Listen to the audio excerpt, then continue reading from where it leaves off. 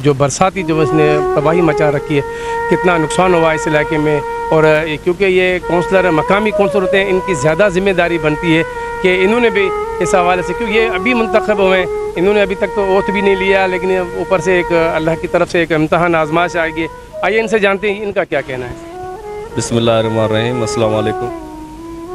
ये पिछले 10 दिनों से ये फ्लड आया हुआ है और इंतज़ामिया की नाअहली की वजह से ये फ्लड आया है कि सिम नालों की खाटी नहीं थी।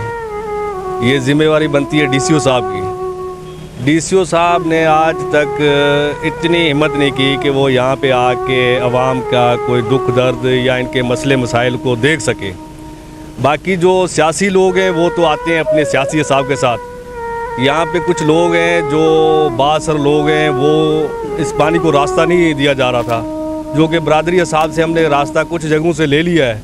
एक पीछे फ्लड आया हुआ है 57 चक में, वहाँ पे भी बासर लोग हैं जो सामने उनकी 2-4 लोग हैं जिनकी ज़मीनें हैं और वो रास्ता नहीं दे रहे हैं और इंसानी हमदर्दी भी नहीं दे रहे हैं वो जो नहीं दे रहे हैं। तो अभी ये गवर्नमेंट का काम है कि आए और अपने असर के साथ आए, जो उनकी जिम्मेदारी बनती है कि वो आके उन ज़मींदारों से रास्ता लें।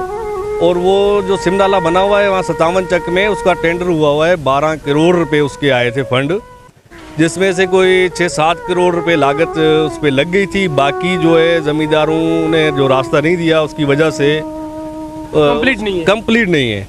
तो अभी डीसीओ साहब जो हैं वो अपने रूम से निकलने के लिए तैयार नहीं है।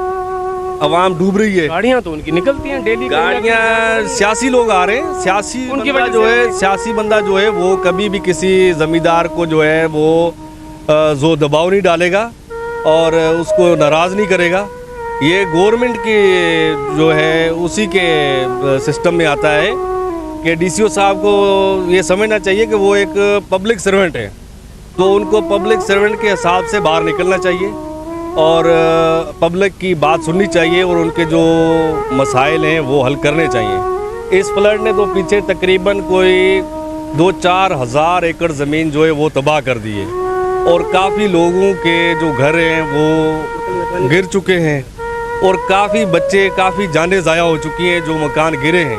अभी आप देख रहे हैं ये जो पानी जा रहा है, नीचे आबादी है, काफ़ी घर हैं यहाँ के हमारी यूसी के, जिनका काफ़ी नुकसान हुआ है, माल मवेशी का नुकसान हुआ है। एक घर गिरा है यहाँ शबानी बरादरी का, उनका घर गिरने से उनका बच्चा इसी पानी से गिरा है, उनका बच्चा एक फोत हो गया घर के नीचे आके। और सियासी लोग तो काफ़ी सारे आएंगे, अभी उनका किसका हम नाम लेंगे, भी फलां ने नहीं किया, फलां ने नहीं किया। उनका तो उनकी ये जुर्रत नहीं है कि वो किसी ज़मींदार को दबाव डालकर उससे रास्ता ले सकें। ये काम जो है गवर्नमेंट का है। गवर्नमेंट अपने असर से, अपनी पावर से जो ज़मींदार सामने रास्ता नहीं दे रहे हैं उनसे रास्ता लेके दे। डीसीओ साहब को चाहिए कि वो पुलिस को लेकर आए। अगर पुलिस से काम नहीं हो सकता तो रेंजर्स जो है वो भी उसी के हाथ पे होती है, उसी के ज़िम्मे में होती है, और रेंजर्स को लेकर आए और उन ज़मींदारों से रास्ता लें। लेकिन डीसीओ साहब निकलने के लिए तैयार नहीं है। अगर हम डीसीओ साहब के आपने कुछ पैगाम पहुँचे, आपकी बातचीत पता तो वैसे है, पता है सब। हमारे इलाके के कुछ जो बासर लोग हैं उन पे फ़ोन पे भी उनको तला दी गई है और डेली मीडिया भी आ रही है, डेली मीडिया के ज़रिए भी पैगाम उन तक पहुँचाया जा रहा है। और डीसीओ साहब को हम ये पैगाम देना चाहते हैं कि अगर आप नहीं निकलोगे तो ये जो 2-4 लोग खड़े हैं, ये तो आप अचानक आए हो। अगर हमने अवाम को निकाला तो डीसीओ साहब का वहाँ अपने कमरे में बैठना मुश्किल हो जाएगा, क्योंकि ये अवाम को इतना तंग ना करें कि ये अवाम जंग पे उतर आए। जब अवाम जंग पे उतरेगी तो डीसीओ साहब भी अपनी कुर्सी पे नहीं रहेगा। ये उसको पता होना चाहिए, वो इसी अवाम का एक सर्वेंट है, वो पब्लिक सर्वेंट है। पब्लिक के लिए उसको कुर्सी पे बैठाया गया है, ना कि उसको वहाँ पे बैठ के जब ये बराड़ी के लोग डूबते हैं तो उनके फंड बनते हैं, जब सिटी डूबती है तो उनको खर्च करना पड़ता है। सिटी पे उसने लगाए हुए हैं अपने बंदे के, सिटी ना डूबे किसी भी लिहाज से, और जो है पब्लिक बराड़ी की है वो बिल्कुल भले डूब जाए, क्योंकि पब्लिक से जो बराड़ी की पब्लिक डूबेगी तो उनके बिल बनेंगे, वो बिल बनेंगे और उनको खुशी हो रही है इससे कि ये जब लोग बराड़ी के डूब रहे हैं उनको दुख होने के बजाय वो खुश हो रहे हैं कि भले फ्लड आए। हमने कुछ अपने दोस्तों से बात की है तो वो उनका कहना यही है कि ये जो कमोरे हैं, जो अफसरान हैं, वो उनका यही मकसद है। अभी भी सुनने में आया था कि कोई 30 करोड़ के लगभग जो इस फ्लड का जो फंड आ चुका है, जो कि 2-2, 4-4 करोड़ के इन लोगों ने MPs में अपने में तकसीम कर लिया है।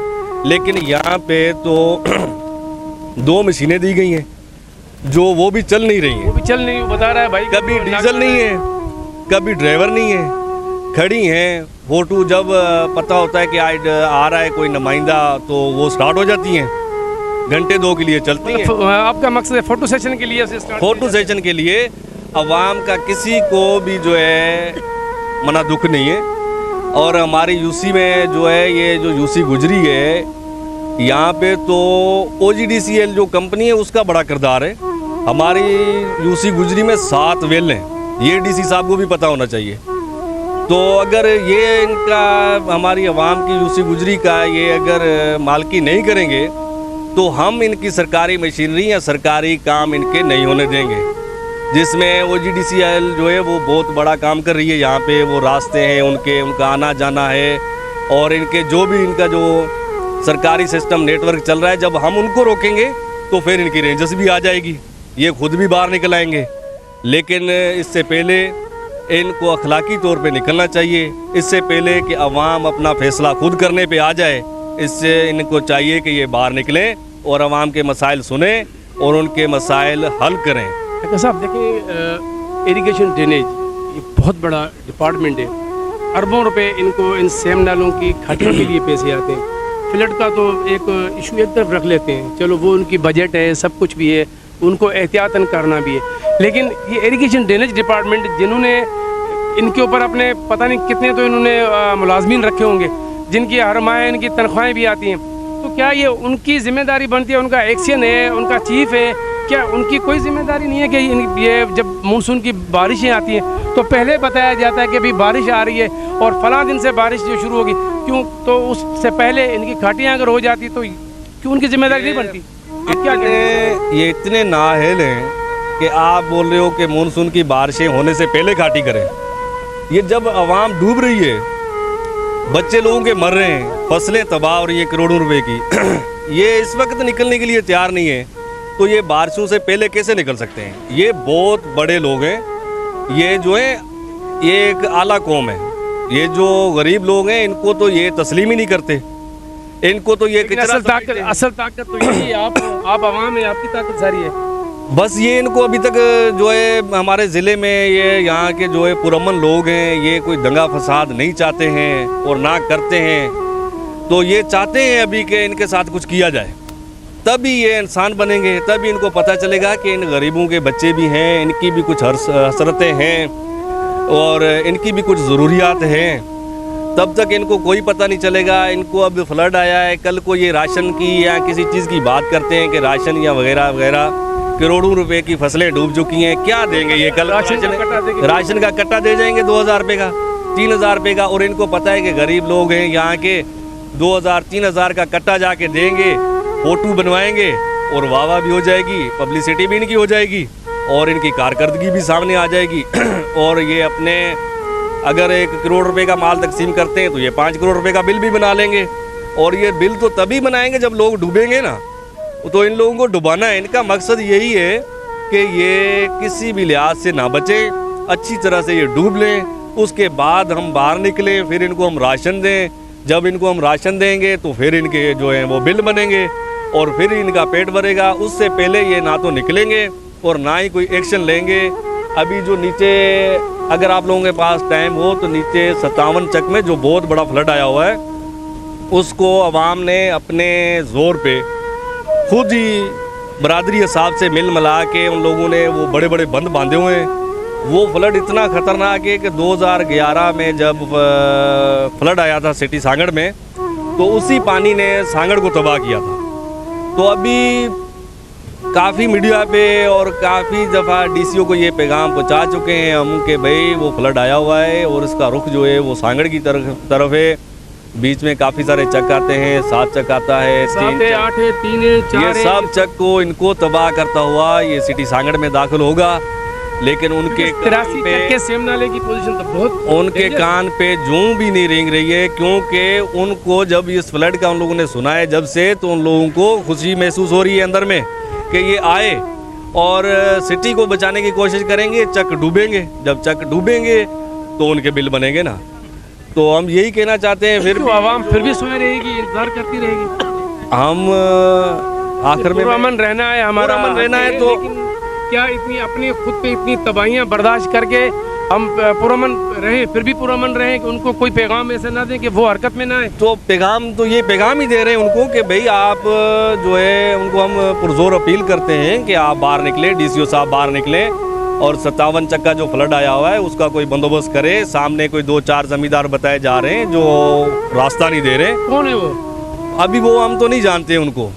तो अच्छा। ये तो डीसीओ साहब को चाहिए कि वो आए और वो जो सेक्शन है जो मंजूर शुदा सिम नाला है उसकी जो काम थोड़ा बहुत रह रहा है वो 2-4 मशीनें दे और तो खाटी करा के उसे खाटी करा के फिलहाल बाद में बनाया जाए, चलाए। पीछे लोगों की हजारों एकड़ फसलें डूब रही हैं, तो उनको शर्म आनी चाहिए, बाहर निकलना चाहिए और अवाम की मदद करनी चाहिए। जी नाज़रीन, ये थे तिरासी चक ये गुजरी के अपना डिस्ट्रिक्ट काउंसिल के मेंबर मुंतखब हैं और मैं इनको खराज तहसीन पेश करता हूँ। इसने अपनी जुर्रतमंदी का मुजाहरा किया, अखलाकी मुजाहरा जो करना चाहिए, एक अखलाकी तौर पे जो अपने इलाके की नुमाइंदगी करनी चाहिए, इसने भरपूर तरीके से अपने इलाके की भरपूर नुमाइंदगी की है।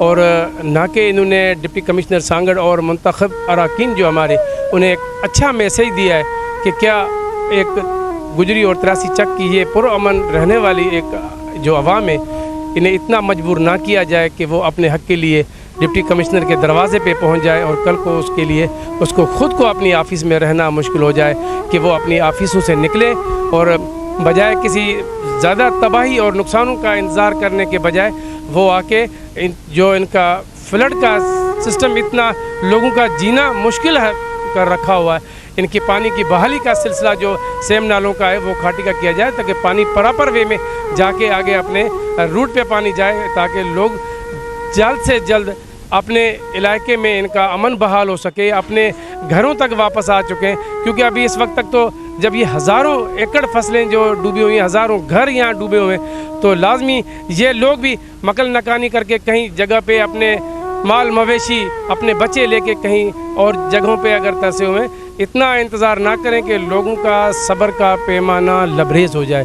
हम डिप्टी कमिश्नर सांगड़ और मैं इस फोरम से अपने शाहीन सिंध न्यूज़ के हवाले से बिलावल भुट्टो जरदारी साहब से भी मैं गुजारिश करूंगा, क्योंकि हम इस वक्त तिरासी चक में यहाँ देख ले, यहाँ पे आपके चाहने वाले लोग भी हैं, आपको आपके MNA को भी यहाँ पे उन्होंने मुंतखब किया है, आपके काफ़ी काउंसलर भारी अक्सरियत से भी कामयाब हुए, लेकिन इतना सलूक आवाम के साथ ना करें कि आने वाले वक्त में आवाम अपना फ़ैसला फिर रद्द अमल कुछ और दिखा दे।